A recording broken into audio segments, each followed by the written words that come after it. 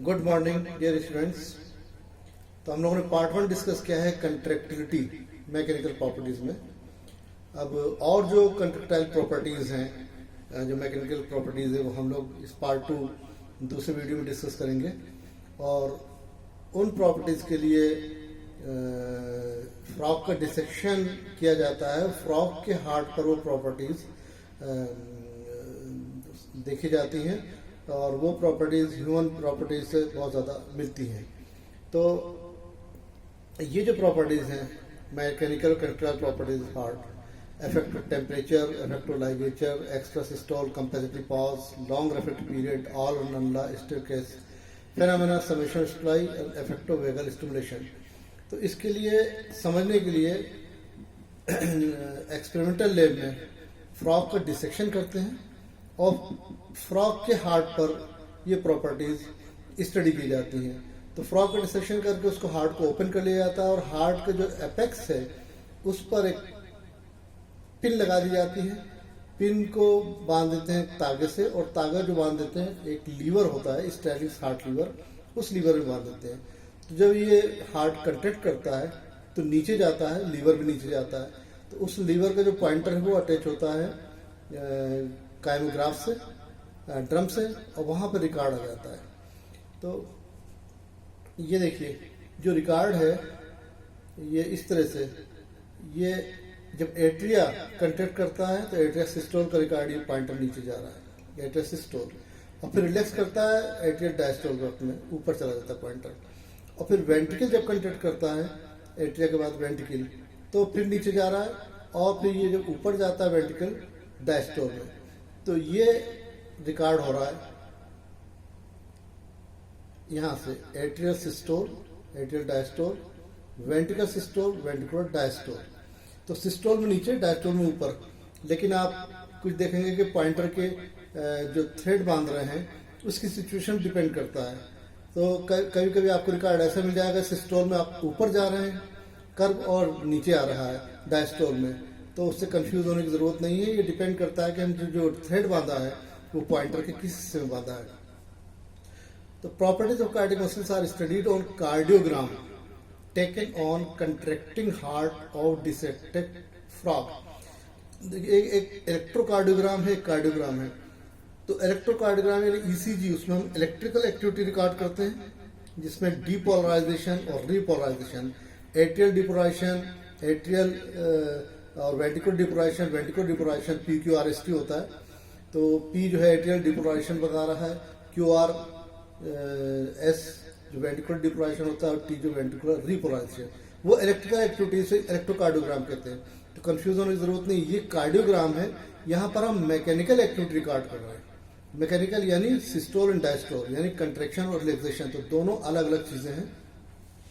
A normal cardiogram of frogs heart shows following phases: atrial systole, ये नीचे, atrial diastole, फिर ऊपर गया, फिर वेंट्रिकल सिस्टोल, फिर नीचे गया, और फिर वेंट्रिकल डायस्टोल, फिर ऊपर करवा गया।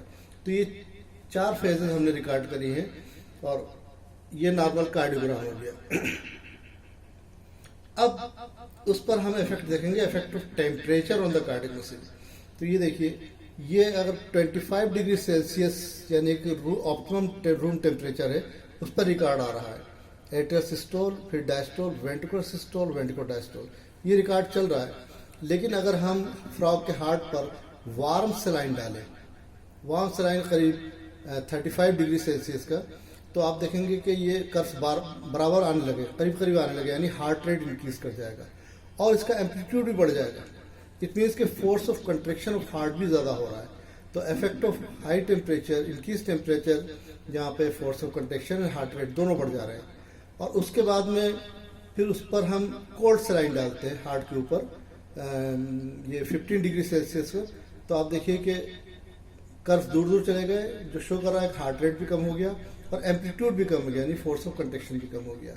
तो this is the effect of temperature on the cardiac muscle. यहाँ पे लिखा हुआ है effect of increase temperature by powering hot saline at 35 degree Celsius on heart rate and force of contraction both are increase due to increased permeability of the muscle membrane to the ions. Ions की जो permeability है muscle membrane की वो बढ़ जाती है, उसकी वजह से इफेक्ट बढ़ जाता है। हम लोग पहले भी डिस्कस किया था कि हार्ट रेट अगर बढ़ रहा है तो पॉजिटिव क्रोनोट्रोपिक इफेक्ट, और फोर्स ऑफ कंडक्शन बढ़ रहा है तो पॉजिटिव आइनोट्रोपिक इफेक्ट कहते हैं उसको। इफेक्ट ऑफ डिक्रीज टेम्परेचर, अगर हम by pouring the cold saline at 15 degree Celsius on heart rate and force of conduction both are decrease, यानी निगेटिव क्रोनोट्रोपिक और negative inotropic effect due to decrease permeability of muscle membrane to ions. तो यहाँ पर यह है, बाकी तो बेस्मोट्रोपिक और ड्रोमोट्रोपिक भी हम लोग बताए थे, या कंडक्टिविटी एक्साइटेबिलिटी कम हो जाती है, मगर वो यहाँ पर ग्राफ में नहीं शो कर सकते कर्व्स में। यहाँ पर आपको एम्पलीट्यूड और रेट, हार्ट रेट और फोर्स ऑफ कंडक्शन आप इसको आराम से देख सकते हैं। तो this is a normal cardiogram showing effect of temperature on it. ये एक प्रॉपर्टी हो गई। नाउ सेकंड प्रॉपर्टी है effect of ligatures on the frog's heart, यानी हार्ट ब्लॉक्स। ये क्या है, अब देखिए यहाँ पर उधर तो सिस्टोल में नीचे जा रहा था, यहाँ पर देखिए उल्टा हो गया, सिस्टोल में ऊपर है और डायस्टोल में नीचे है। तो कभी कभी हमको क्योंकि वहाँ पे ऐसे नोड की जगह फ्रॉग में साइनस होता है, और साइनस के बाद एट्रियम, और एट्रियम के बाद में फिर वेंट्रिकल। तो ये पहले साइनस कंट्रोल कर रहा है, साइनस कंट्रैक्ट कर रहा है, साइनस सिस्टोल, फिर रिलैक्स करता है साइनस डायस्टोल, फिर एट्रिया कंट्रैक्ट कर रहा है एट्रिया सिस्टोल, फिर रिलैक्स कर रहा है एट्रिया डायस्टोल, फिर वेंट्रिकल सिस्टोल, वेंट्रिकल डायस्टोल। हमें 6 फेजेस मिल रही हैं। तो ये है साइनस सिस्टोल, फिर डायस्टोल थोड़ा सा दिखा है, फिर एट्रिया सिस्टोल, एट्रिया डायस्टोल, फिर वेंट्रिकल सिस्टोल और फिर वेंट्रिकल डायस्टोल। ये लंबा सा पार्ट है, लंबा सा कर्व है। अगेन ये sinus systole diastole, atria systole diastole, ventricle systole and then diastole चल रहा है।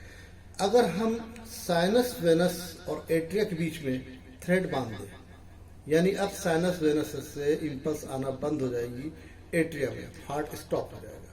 यानी हमने एक हार्ट ब्लॉक बना दिया। तो इसे कहते हैं first Stannius ligature is given between the sinus venous and atria to show action of atrium as pacemaker with slow rate. यहाँ पे देखिए हार्ट स्टॉप हो गया। ये हम ह्यूमन में नहीं कर सकते, ऐसे नोड और एट्रियम के बीच में टाई नहीं किया जा सकता, लेकिन ब्लॉक आ सकता है एबनॉर्मली कभी भी।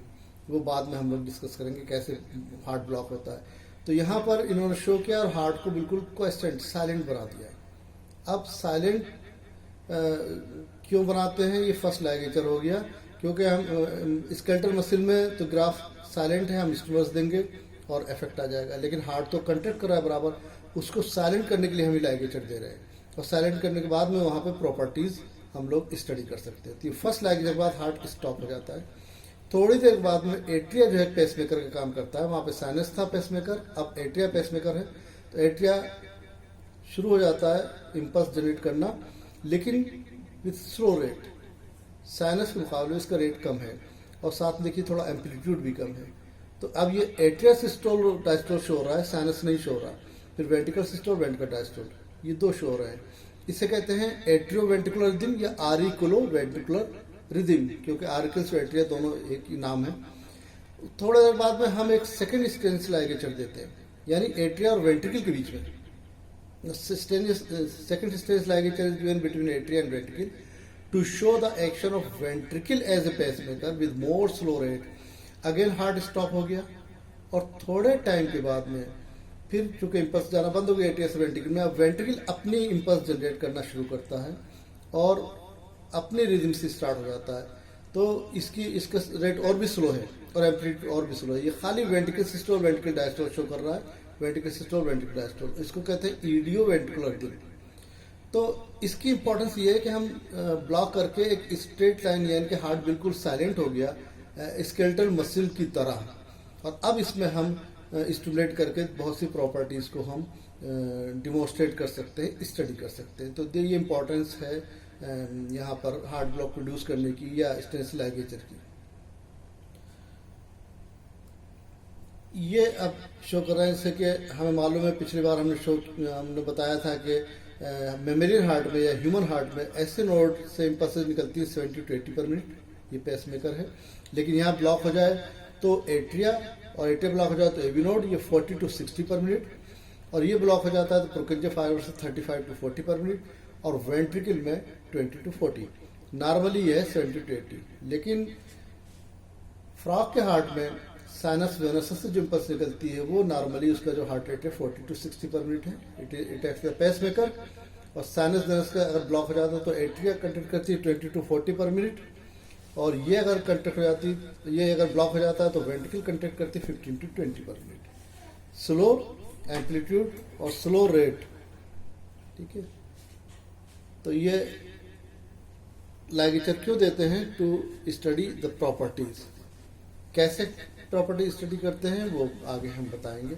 अब ये एक इम्पॉर्टेंट प्रॉपर्टी एक्स्ट्रा सिस्टोल और compensatory pause. Extra systole compensatory pause में क्या है कि ये देखिए, sinus systole diastole, atrial systole diastole, ventricle systole, ventricle diastole, ये नॉर्मल कार्डियोग्राम चल रहा है।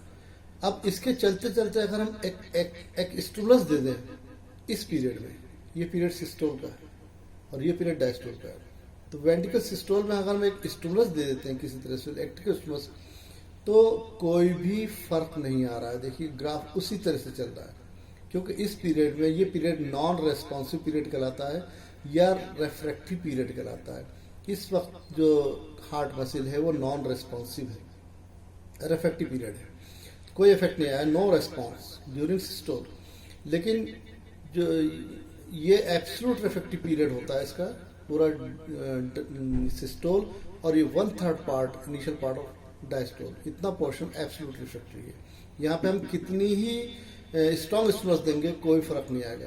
लेकिन जो लेटर पार्ट है डायस्टोल का, ये रिलेटिव रिफ्रैक्टिव है, यानी इस वक्त अगर हम बहुत स्ट्रॉन्ग स्टिमुलस देंगे तो रेस्पॉन्स आएगा, लेकिन अगर हम वीक स्टिमुलस देंगे तो इसमें भी रेस्पॉन्स नहीं आएगा। यानी ये भी रिफ्रैक्टरी है लेकिन वो रिलेटिवली रिफ्रैक्टरी है। स्ट्रॉन्ग स्टिमुलस में रिस्पॉन्स आएगा, वीक में नहीं आएगा। और इस वाले पीरियड में, एब्सोल्यूट रिफ्रैक्टिव पीरियड में, कितना स्ट्रॉन्ग स्टिमुलस दें कोई भी इफेक्ट नहीं आएगा रोज पर। तो ये आप देखिए सेम चल रहा है सिस्टोल में जब हमने दिया। लेकिन यहाँ पर देखिए ये सिस्टोल पीरियड है, अब ये डायस्टोल शुरू हो रहा था, रिलैक्स हो रही थी कार्डियक मसल, ग्राफ नीचे आ रहा था। तो इस वक्त हम अगर स्टिमुलस देते हैं डायस्टोल पीरियड में, ये रिलेटिवली रिफ्रैक्टिव पीरियड है, रिलेटिव रिफ्रैक्टिव पीरियड। तो इसमें अगर हम एक स्ट्रॉन्ग स्टिमुलस देते हैं तो देखिए ये रेस्पॉन्स आ गया, फिर से कंट्रैक्शन शुरू हो जाता है, एक्स्ट्रा कंट्रैक्शन, और इसे कहते हैं एक्स्ट्रा सिस्टोल। एक्स्ट्रा सिस्टोल, और एक्स्ट्रा सिस्टोल के बाद में ये एक पॉज आता है जिसे नोन द कंपेंसेटरी पॉज, और आफ्टर दैट फिर से नॉर्मल ग्राफ आने शुरू हो जाते हैं, क्योंकि नॉर्मल बेटी स्टार्ट हो जाती है। तो एक्स्ट्रा सिस्टोल क्यों आता है और कंपेंसेटरी पॉज क्यों होता है? यहाँ से हमने एक स्टिमुलस दिया है डायस्टोल पीरियड में, तो एक्स्ट्रा सिस्टोल इसलिए आ रहा है कि बेनिफिशियल इफेक्ट होता है। यानी हम अगर स्टिमुलस दे रहे हैं तो कुछ कैल्शियम आयंस और आ जाएंगे, टेम्परेचर बढ़ जाएगा, और जो विस्कोसिटी है यानी रुकावट है वो कम हो जाती है। 3 इफेक्ट है जिसकी वजह से फिर से सिस्टोल हो जाता है, एक्स्ट्रा सिस्टोल। और पॉज क्यों आता है? क्यों आप ये देखिए, ये हमने बताया था कि सिस्टोल पीरियड जो है रिफ्रैक्टरी है, तो ये भी सिस्टोल पीरियड रिफ्रैक्टरी है। अब जो एक नॉर्मल इंपल्स आनी थी, नॉर्मल इंपल्स, इस बार जो नॉर्मल इंपल्स आनी थी वो यहाँ पे आनी थी, और ये एक्स्ट्रा सिस्टोल का सिस्टोल पीरियड है, ये रिफ्रैक्टरी है, एब्सोल्यूट रिफ्रैक्टरी। तो यहाँ पर जो नॉर्मल इंपल्स अब आती है उसका रिस्पॉन्स नहीं आ रहा, तो यहाँ पर कोई रिस्पॉन्स नहीं आ रहा है, और एक पॉज आ जाता है। तो ये पॉज आ जाता है और पूरी एक बीट मिस हो जाती है, और उसके बाद में जो फिर नेक्स्ट जो इम्पल्स आती है वो पीछे होती है। तो ये एक एक्स्ट्रा सिस्टोल कंपेंसेटरी पॉज मिलकर ये 2 बीट बनाती है। तो कंपेंसेटरी पॉज का कॉज ये हो गया कि जो एक नॉर्मल इम्पल्स आ रही है वो एक्स्ट्रा सिस्टोल के सिस्टोल पीरियड में आ रही है जो कि रिफ्रैक्टरी है, तो रेस्पॉन्स नहीं शो होता, एक पॉज आ जाता है, पूरी एक बीट मिस हो जाती है। ये एक्स्ट्रा सिस्टोल कंपेंसेटरी पॉज है, इसी को ये बताया है यहाँ पे। Extra systole, when extra strong stimulus is given to ventricle in its relaxation period, यानी डायस्टोल पीरियड, यानी relatively refractory period, then ventricle response by contracting prematurely, ये एक्स्ट्रा सिस्टोल है। This is not the extra systole और premature contraction, ये premature है। Mature में तो एक नॉर्मल इंपल्स आती फिर ये आता, लेकिन प्रीमेच्योरली एक एक्स्ट्रा सिस्टोल हो गया, तो इसे प्रीमेच्योर कंट्रैक्शन भी कहते हैं। इसका कॉज है बेनिफिशियल इफेक्ट, उसके तीन पार्ट हैं कि availability of extra calcium ions, increase of temperature and decrease of viscosity. तो ये बेनिफिशियल इफेक्ट की वजह से एक्स्ट्रा सिस्टोल हो गया। Then there is a compensatory pause, और ये कंपेंसेटरी पॉज के बारे में बताया है कि after extra systole the ventricle muscle remains silent for some period till next natural impulse come from S node. ये नेक्स्ट नेचुरल इम्पल्स आई है and ventricle starts contracting again. This period when muscle shows silence is known as compensatory pause। और इसका cause जो हमने अभी बताया था वो यहाँ पे लिखा हुआ है कि after extra systole occurs by an extra stimulus, the next normal impulse which comes from a node to the ventricle usually falls in refractory period या non-responsive period of extra systole। Extra systole के भी systole period में normal impulse आ रही है जो refractory है। Hence the ventricle remains silent till the second normal impulse reaches to it. तो these are the cause of compensatory pause. अब ये तीसरी प्रॉपर्टी है लॉन्ग रिफ्रैक्टरी पीरियड। ये अभी हम काफी हद तक डिस्कस कर चुके हैं कि ये देखिए कार्डियोग्राम, ये कार्डियोग्राम या कंट्रैक्शन फेज है और ये रिलैक्सेशन फेज। तो पूरा कंट्रैक्शन फेज और इनिशियल पार्ट ऑफ रिलैक्सेशन ये एब्सोल्यूट रिफ्रैक्टिव पीरियड है। तो यहाँ से शुरू कीजिए 0, ये टाइम है, और 0 से लेकर 200 मिली सेकेंड। यहाँ से ये absolute ARP absolute refractive period बता रहा है, कंट्रैक्शन फेज और इनिशियल पार्ट ऑफ रिलैक्सेशन, ये एब्सोल्यूट रिफ्रैक्टिव है। और देन जो लेटर पार्ट ऑफ रिलैक्सेशन है वो रिलेटिव रिफ्रैक्टिव RRP, ये करीब 50 मिली सेकेंड, 200 से 250 50 मिली सेकेंड होता है। तो ये तो कार्डियोग्राम के अंदर हो गया एब्सोल्यूट रिफ्रैक्टिव पीरियड क्या है और रिलेटिव रिफ्रैक्टिव पीरियड क्या है। लेकिन ये एक्शन पोटेंशियल में भी आप शो कर सकते हैं। एक्शन पोटेंशियल ये 0 फेज था, डिपोलराइजेशन रैपिड, ये फर्स्ट फेज थी इनिशियल रिपोलराइजेशन, ये प्लेट्यू है, और उसके बाद में फाइनल रिपोलराइजेशन है। आप इसमें भी अगर पूछ सकते हैं लोग तो आप इसमें बता सकते हो कि एब्सोल्यूट रिफ्रैक्टिव पीरियड ये 0 फेज, फिर फर्स्ट फेज, फिर प्लेट्यू सेकंड फेज, और ये यहाँ तक देखिए थर्ड फेज में भी कुछ पार्ट, यहाँ तक एब्सोल्यूट रिफ्रैक्टिव पीरियड है। जो बचा हुआ लेटर पार्ट है रिपोलराइजेशन का लेटर पार्ट, ये रिलेटिवली रिफ्रैक्टिव पीरियड है। तो एब्सोल्यूट रिफ्रैक्टिव पीरियड कौन कौन सा है एक्शन पोटेंशियल में यहाँ तक, और ये रिलेटिव रिफ्रैक्टिव पीरियड है, और कार्डियोग्राम में एब्सोल्यूट रिफ्रैक्टिव पीरियड यहाँ तक है, और ये रिलेटिव रिफ्रैक्टिव पीरियड है। तो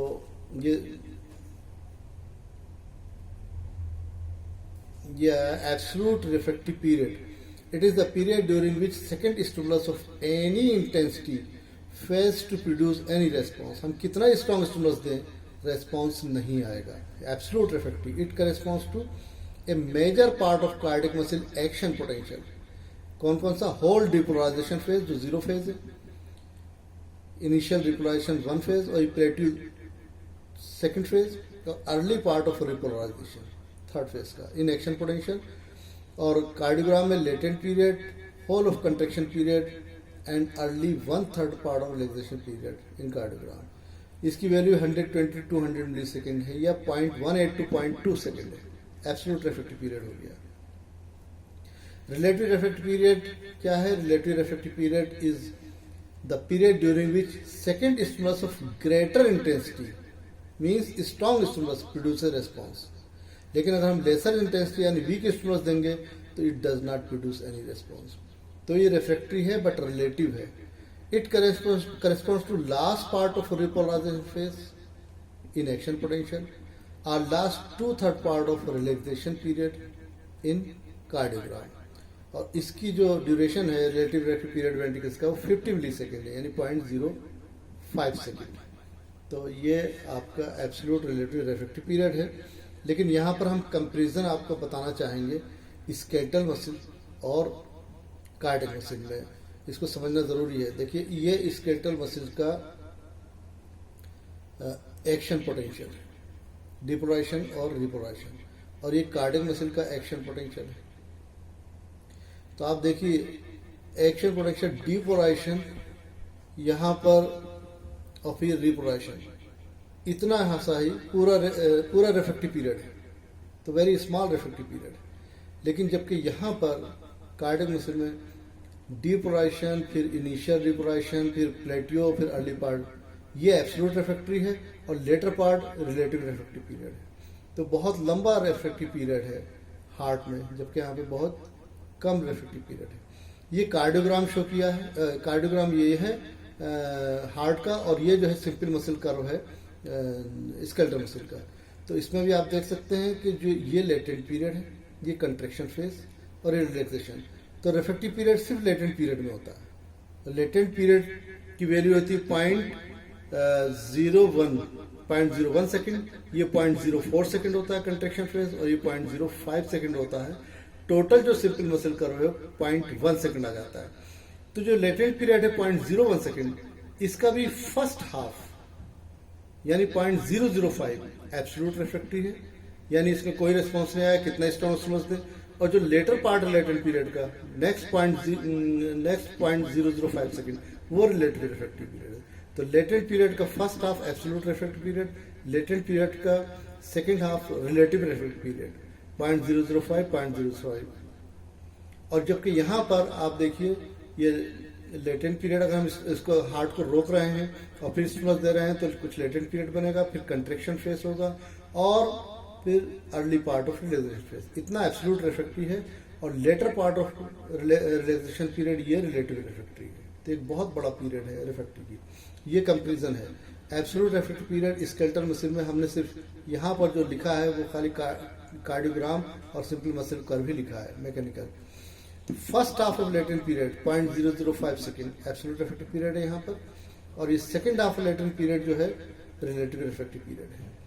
और कार्डियक मसल में whole contraction phase and early 1/3 relaxation ये एब्सोल्यूट रिफ्रैक्टरी है, और 2/3 rest part of relaxation relative refractory है।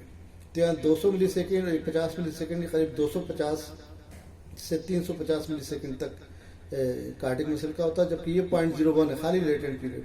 तो there is lot of difference.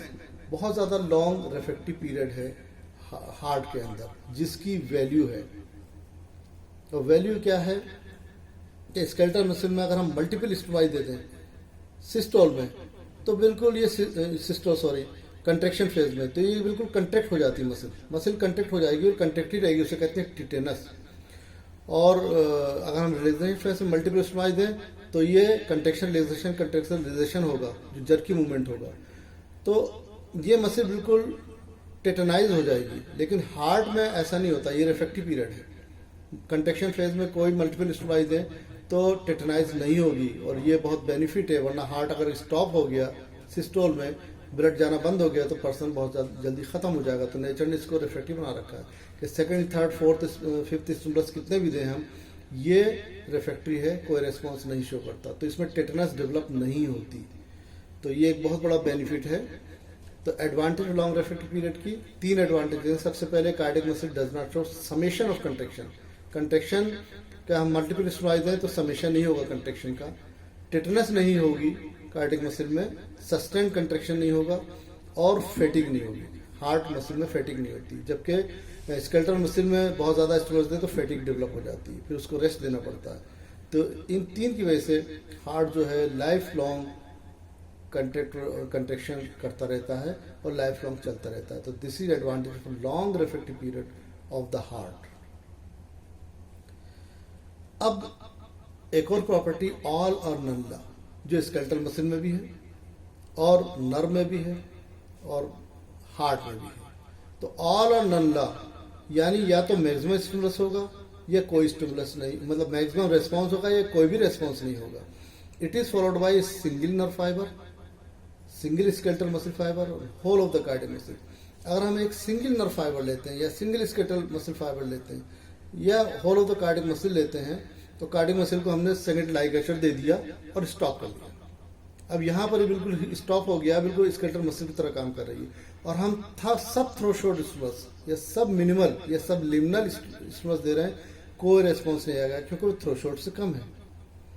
लेकिन धीरे धीरे हम स्टिमुलस की इंटेंसिटी बढ़ा रहे हैं, वो जब थ्रेशोल्ड हो जाता है तो रेस्पॉन्स आएगा, और दैट विल बी मैक्सिमम, या तो कोई रेस्पॉन्स नहीं या maximum response, all or none. उसके बाद हम इंटेंसिटी बढ़ाते रहेंगे, हम इससे ज़्यादा इंटेंसिटी बढ़ाएंगे तब भी रेस्पॉन्स सेम रहेगा, और ज़्यादा बढ़ाएंगे तब भी रेस्पॉन्स सेम रहेगा। तो इससे ज़्यादा रेस्पॉन्स नहीं बढ़ रहा है, तो ऑल और नन। तो ये जो है अगर हम सिंगल नर्व लेते हैं, सिंगल नर्व फाइबर लेते हैं तब तो ये शो करेगा, या सिंगल स्केलेटल फाइबर लेते हैं तब तो ये शो करेगा। लेकिन पूरी नर्व ले लें या पूरी स्केलेटल मसल ले लें तो ऑल और नल्ला फॉलो नहीं करता, क्योंकि क्या होता है कि सब थ्रेशोल्ड स्टिमुलस में तो कोई भी फाइबर स्टिमुलेट नहीं हुआ, थ्रेशोल्ड में फ्यू फाइबर्स स्टिमुलेट हो जाते हैं। अब जैसे जैसे इंटेंसिटी हम बढ़ाते हैं तो स्केलेटल मसल नर्व में कुछ फाइबर्स और स्टिमुलेट होंगे तो रेस्पॉन्स बढ़ेगा, और मैक्सिमम में मैक्सिमम फाइबर्स स्टिमुलेट हो जाएंगे तो मैक्सिमम रिस्पॉन्स आएगा, और उसके बाद रेस्पॉन्स नहीं आएगा। यानी कि उसमें एक नर्व फाइबर तो फॉलो करता है ऑल और नल्ला को, लेकिन पूरी मसल स्केलेटल मसल फॉलो नहीं करती। एक नर्व फाइबर फॉलो करेगा लेकिन पूरी नर्व फॉलो नहीं करेगी। जैसे हम स्टिमुलस बढ़ाएंगे और नर्व फाइबर स्टिमुलेट होते जाएंगे और रेस्पॉन्स बढ़ता जाएगा। सिंगल नर्व फाइबर में ऑल और नन। लेकिन हार्ट में क्या होता है, अगर हमने एक स्टिमुलस दिया एक फाइबर को तो फिजियोलॉजिकल सेंसेशन की वजह से पूरी मसल में वो एक्शन पोटेंशियल फैल जाता है और पूरी मसल एक साथ कंट्रैक्ट कर जाती है। तो whole of the cardiac muscle follows all or none law. ये बार बार पूछा जाता है, उसको याद रखना चाहिए। ये जो शो किया है ये स्टिमुलस है, यहाँ पे स्टिमुलस शो किया, फिर एक स्टिमुलस यहाँ दिया गया, एक स्टिमुलस यहाँ दिया गया, एक स्टिमुलस यहाँ दिया गया, सिग्नल मार्कर है। तो ऑल और नन लॉ में the cardiac muscle after ligature, उसको साइलेंट बनाने के बाद इस स्टिमुलेटेड विद सब threshold stimulus the muscle does not show any response, but when the cardiac muscle is stimulated with a threshold stimulus it responds to its maximum. If we increase the intensity of stimulus no further increase occurs in response, क्योंकि पूरी muscle stimulate हो चुकी है। This is all on law applicable to single nerve fiber, single skeletal muscle fiber, the whole of the cardiac muscle. Cause क्या है वो हमने अभी बताया था कि on stimulation of single nerve fibre और a single skeletal muscle fibre only that fibre is stimulated, but on stimulation of cardiac muscle fiber the whole of the cardiac muscle is stimulated as the cardiac muscle is physiological syncytium. So that is the reason of all or none law. अब इसका contradictory है और staircase phenomena, इसको हम पहले diagram से समझाएंगे। ये लाइगेशन देने के बाद में नहीं, ये हार्ट कंट्रैक्ट कर रहा है और हमने वेगस नर्व जो हार्ट को सप्लाई कर रही है उसको स्टिमुलेट किया पैरासिम्पथेटिक। तो आप जानते हैं कि पैरासिम्पथेटिक या वेगस नर्व इनहिबिटरी है हार्ट के लिए। तो वेगस अगर हम स्टिमुलेट करें तो हार्ट स्टॉप हो गया। यहाँ पे लाइगेचर की बात नहीं है, मैं गलती से कह गया था। ये स्टिमुलेट होने में ये चल रहा है, कर्व चल रहा है और हमने वेगस को स्टिमुलेट किया तो हार्ट रुक गया, इनहिबिशन हो गया।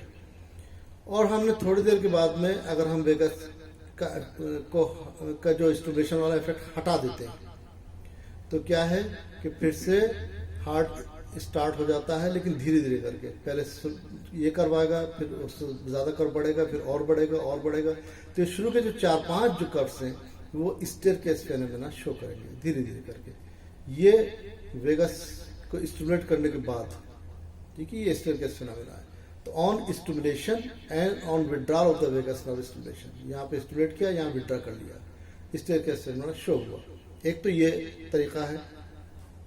दूसरा तरीका हमने लाइगेट कर दिया और इसको बिल्कुल साइलेंट बना लिया। साइलेंट बनाने के बाद में हमने लगातार सक्सेसिव स्टिमुलाई दिए, 4 से 5 स्टिमुलस सक्सेसिवली दिए। तो आप देखें कि ये रेस्पॉन्स आया, फिर और रेस्पॉन्स आया और रेस्पॉन्स आया, ठीक है। इस तरह से रेस्पॉन्स बढ़ता चला गया। तो पहले तो हम कह रहे थे कि मैक्सिमम रेस्पॉन्स आता ऑल और नन, लेकिन यहाँ पे आप देख रहे हैं कि सेकंड जो उससे ज़्यादा है, थर्ड उससे ज़्यादा है, फोर्थ उससे ज़्यादा है। तो 4-5 स्टिमुलस में ये बढ़ रहा है, स्टेयरकेस फिनोमेना है। तो ये कंट्राडिक्टरी है to all or none law. तो इसका रीज़न क्या है? इसका रीज़न ये है कि बेनिफिशियल इफेक्ट, कि हम अगर 4-5 स्टिमुलाई एक साथ देते हैं तो अगले स्टिमुलाई में रेस्पॉन्स बढ़ रहा है, क्योंकि कैल्शियम आयन और आगे आ जा रहे हैं, टेम्परेचर बढ़ जा रहा है और विस्कोसिटी कम हो जा रही है। इसकी वजह से, बेनिफिशियल इफेक्ट की वजह से ये रेस्पॉन्स बढ़ रहा है। जबकि हार्ट की सारी मसल एक्टिवेट हो चुकी हैं, लेकिन इवन देन रेस्पॉन्स बढ़ रहा है because of the beneficial effect. तो ये बताना था। तो ये तो डायग्राम की वजह से बता दिया हमने, डायग्राम की मदद से। नाउ अब staircase phenomena. Heart is stopped by stimulation of vagus nerve. Later, the heart is allowed to beat again by withdrawing the vagal stimulus. अब स्टिमुलस को हमने वेगस को हटा दिया। Initial few contractions show an increasing amplitude of contractions. This is known as the staircase phenomena, या इसको trap phenomena भी कहते हैं। दूसरा तरीका यह है कि if we give 4 or 5 multiple stimuli, 4 or 5 stimuli to cardiac muscle in quick succession, then cardiac muscle will show staircase phenomena for few initial contraction. उसको ligature के बाद की बात है ये। This is contradictory to all or none law.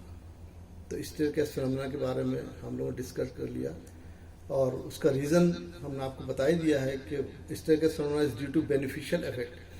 And beneficial effect ये 3 part हैं। beneficial effect में number 1 accumulation of the calcium ions released during previous contractions, potentiating the effect of subsequent contraction, decrease in viscosity of the muscle, and increase in temperature of the muscle, which enhances the enzymatic activity and hence improves contraction. So this is the cause of staircase phenomena, that is beneficial effect. अब ये property summation of stimuli, तो ये भी एक तरह से beneficial effect की वजह से ही। आप देखिए हमने सेकंड लाइगेटर दिया, हार्ट को स्टॉप कर दिया, हार्ट स्टॉप हो गया। उसके बाद हम थ्रेशोल्ड स्टिमुलस दे रहे हैं तो हार्ट स्टार्ट हो जा रहा है। ठीक है, थ्रेशोल्ड स्टिमुलाई। लेकिन अगर हम सब थ्रेशोल्ड देते हैं, यहाँ पे देखिए सब थ्रेशोल्ड यहाँ पे दिया है, तो सब थ्रेशोल्ड में इफेक्ट नहीं आया। एक सब मिनिमल स्टिमुलस या एक सब थ्रेशोल्ड में कोई इफेक्ट नहीं आया। लेकिन हम 4-5 सब मिनिमल या सब थ्रेशोल्ड स्टिमुलाई देते हैं तो सबका इफेक्ट समेट हो जाता है, मिल जाता है और इफेक्ट आ जाता है। हालांकि ये सब मिनिमल स्टिमुलाई है लेकिन दे आर शोइंग इफेक्ट। तो ये समेशन ऑफ सब मिनिमल स्टिमुलाई है एक्चुअली। और इसका रीजन क्या है? इसका रीजन अगेन वही बेनिफिशियल इफेक्ट है कि एक सब मिनिमल स्टिमुलस आया, कुछ कैल्शियम आयन रिलीज हुए लेकिन रेस्पॉन्स नहीं आया था। हमने दूसरा दे दिया, उससे कुछ और कैल्शियम आया, तीसरा जल्दी से दे दिया, फिर और कैल्शियम आयन आ गए, सब मिलकर रेस्पॉन्स ले आते हैं।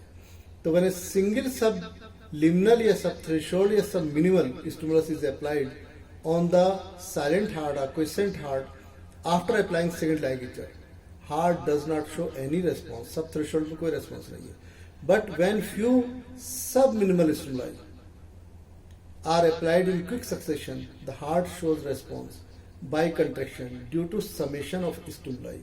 This is because of beneficial effect. तो एक सब मिनिमल से रेस्पॉन्स नहीं आता, लेकिन सब मिनिमल थ्रेशोल्ड कई दे दें तो रेस्पॉन्स आ जाता है। देन एक इम्पॉर्टेंट, ये हम आपको ऑलरेडी बता चुके हैं, effect of vagal stimulation and vagal escape. तो वेगल स्टिमुलेशन तो हम लोग डिस्कस कर चुके थे, वेगल एस्केप यहाँ पे डिस्कस करेंगे। तो पहले तो ये देखिए नॉर्मल कार्डियोग्राम, हार्ट रेट चल रहा है, ठीक है, सिस्टोल डायस्टोल। अगर हमने वेगस को स्टिमुलेट किया, ये सिग्नल मार्कर है, वेगल स्टिमुलेट किया गया है, हार्ट स्टॉप हो गया और यहां पर देखिए वेगस का स्टिमुलेशन यहां तक दिया था, यहां रोक दिया, हटा दिया। अब वेगल का इफेक्ट हमने खत्म कर दिया, स्टिमुलेट किया और थोड़ी देर बाद वेगस का स्टिमुलेशन खत्म कर दिया। तो हार्ट स्टॉप है, लेकिन थोड़ी देर बाद हार्ट स्टार्ट होता है और स्टेयरकेस फिनोमेना जो अभी हम डिस्कस किया है शो करता है। शुरू के 4-5 कर्व और उसके बाद में नॉर्मल कार्डियोग्राम आ जाते हैं। लेकिन अगर हम वेगस को स्टिमुलेट कर रहे हैं और देखिए कंटिन्यूसली स्टिमुलेट कर रहे हैं, हमने वेगस का इफेक्ट हटाया नहीं, वेगस को स्टिमुलेट करना बंद नहीं किया, विड्रॉ नहीं किया, और वेगस को हम कंटिन्यूसली स्टिमुलेट कर रहे हैं, तब भी इवन देन यहां पर रेस्पॉन्स आया है। तो होता क्या है कि हार्ट स्टॉप हो गया, लेकिन after some time ventricle starts sending its own impulses, ventricle अपनी रिदम से कंट्रैक्ट करना शुरू करता है, जो कि स्लो हो रही है साइनस के मुकाबले में। तो ये वेंट्रिकल कंट्रैक्शन आ रहा है, स्लो रेट और लो एम्पलीट्यूड, तो ये ईडी वेंट्रिकुलर रिदम है। तो यानी कि वेगस के इफेक्ट से ये निकल आया, तो इसको हम कहते हैं vagal escape. Vagal escape, vagus का इफेक्ट से हार्ट निकल आया है। और ये बहुत इंपॉर्टेंट है कि समटाइम्स कभी कोई सीन देखा, कोई एक्सीडेंटल सीन देखा है, कोई न्यूज़ सुनी बहुत ज़्यादा खतरनाक, और किसी तरह से पैरासिम्पथेटिक स्टिमुलेशन हो गया, हार्ट स्टॉप हो गया थोड़ी देर के लिए, पर्सन ब्लड जाना बंद हो गया ब्रेन में, पर्सन बेहोश हो गया, गिर गया। और अगर ये स्टिमुलेट हो रहा है तो पर्सन खत्म हो सकता है। लेकिन थोड़ी देर बाद में वेंट्रिकल अपनी इंपल्स जनरेट करना शुरू कर देता है और हार्ट रेट स्टार्ट हो जाता है, जो कि लाइफ सेविंग है और पर्सन को बचा लेता है। तो उस वक्त हम कोशिश करेंगे कि वेगस के इफेक्ट को ख़त्म करें। पैरासिम्पथेटिक अगर स्टिमुलेशन हो रहा है तो पैरासिम्पथोलिटिक ड्रग दें, या पर्सन को बिल्कुल लेटा रहने दें, जिससे कि ब्रेन में ब्लड जाता रहे, उसको बिठाते नहीं क्योंकि और ब्लड कम हो जाता है, लेटे रहने देते हैं। पैरों को थोड़ा सा ऊंचा कर देते हैं जिससे ब्लड ब्रेन में ज़्यादा जाना शुरू कर दे, और अगर ज़रूरत पड़ती है उससे फ़र्क नहीं पड़ता तो वेगस के इफेक्ट को ख़त्म करने के लिए पैरासिम्पथोलिटिक, तो खासतौर से एट्रोपिन होती है, एट्रोपिन का इंजेक्शन लगाना पड़ सकता है। लेकिन उस बीच में वेंट्रिकल कंट्रैक्ट करना शुरू कर देता है और पर्सन को बचा लेता है। तो ये लाइफ सेविंग फेनामेना है वेगल एस्केप।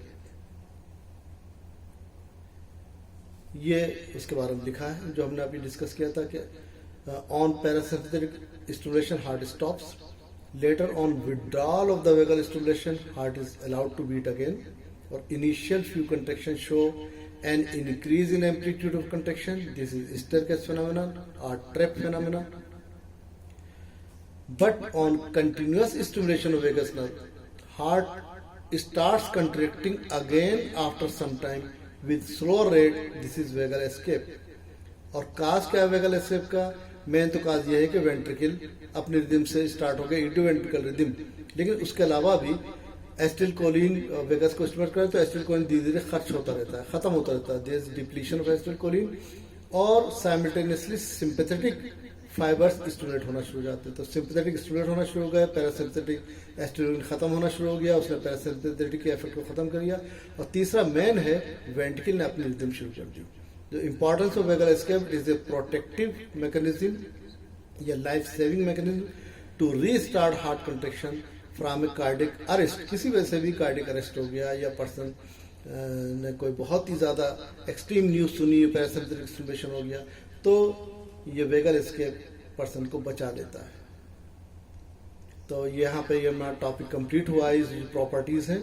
और ये क्वेश्चन पूछे जाते हैं एग्जामिनेशन में कि डिस्कस द मैकेनिकल प्रॉपर्टीज। उसमें आप कंट्रैक्टिलिटी के साथ साथ ये सारी प्रॉपर्टीज़ को थोड़ा थोड़ा करके ज़रूर लिखेंगे, तब आपका क्वेश्चन कंप्लीट हो जाएगा। या शॉर्ट नोट्स आ सकते हैं एक्स्ट्रासिस्टोल कंपल्सरी पास और उसके कॉजेस पे, long reflective period of heart and its importance, ठीक है, कि टिटनेस नहीं होती उसमें, फैटिग नहीं डेवलप होती, इफेक्ट ऑफ लाइगेचर्स, स्टेरिस लाइगेचर 1-2 क्या है, या इफेक्ट ऑफ टेम्परेचर क्या है कार्डियक मसल पे, ऑल और नल्ला क्या है, स्टेयरकेस फेनोमेना क्या है, बेनिफिशियल इफेक्ट क्या है, ये अक्सर वाइवा में तो बहुत पूछा जाता है, वेगल एस्केप क्या है और उसके बेनिफिट क्या है। तो यहाँ पर हमारा कंप्लीट हो गया वीडियो। मैंने कोशिश करी है कि थोड़ा सा ड्राई टॉपिक था, इसको जितना मैं सिंप्लीफाई कर सकता हूँ थोड़ा इंटरेस्टिंग बना सकता हूँ। तो मैं कितना कामयाब हुआ हूँ ये तो आप ही लोग बताएंगे, आप अपने कमेंट्स लिखेंगे तो मुझे अच्छा लगेगा, तो मैं उसका वेट करूँगा। तो उम्मीद है कि आप लोगों को समझ में आया होगा। ये अब हम ख़त्म करते हैं। नेक्स्ट हम बहुत इम्पोर्टेंट वीडियो स्टार्ट करेंगे और वो इसी का फर्दर, दैट इज़ इलेक्ट्रोकार्डियोग्राम। तो तब तक लिए वेट कीजिए। Thank you very much. Safe रहिए, अपनी फैमिली का अपना ख्याल रखिए, और all the best for your future, for your study. Thank you very much. Bye bye.